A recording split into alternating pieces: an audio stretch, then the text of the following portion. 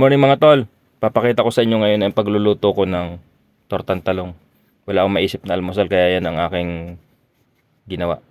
Nakabili ako 2 pirasong talong tapos sa gas stove ko na lang siya inihaw para mas mabilis. Pagka-ihaw, ayan ang aking isinawsaw sa malamig na tubig para mas mabilis mabalatan.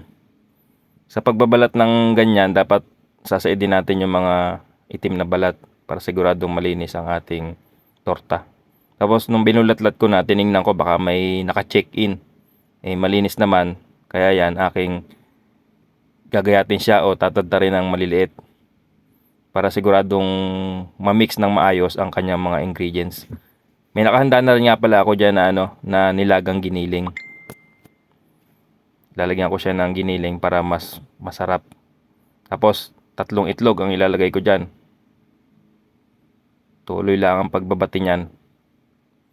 Lalagyan na natin ng mga pampalasang asin, paminta, at ang magpapasarap dyan sinangag na bawang. Tapos ang pampalasang bechin. At yan ay ating haluin ng maayos. Diyan magkakatalo yan sa paghahalo. Dapat mix na mix para equal ang kanyang mga ingredients.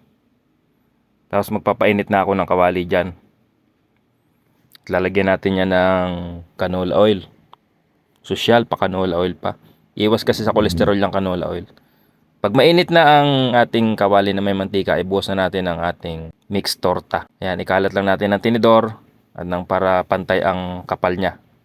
At yan, nahihinaan ko lang ng apoy hanggang sa maiga na yung ibabaw. Pag iga na yung ibabaw niyan, pwede natin baligtarin. Ayun, perfect. Maganda ang pagkakabaligtad, buong buo siya. At sa paghango niyan, mga ilang minuto lang nating lulutuin. Tapos takloban na lang natin ng plato at ibaligtad na lang na gayaan. O, kita nyo naman, napakaganda ng kinalabasan ng ating tortang talong. Kain tayo ng almusal mga tol. Maraming salamat sa panonood. Ingat tayo palagi. Please subscribe Pads TV.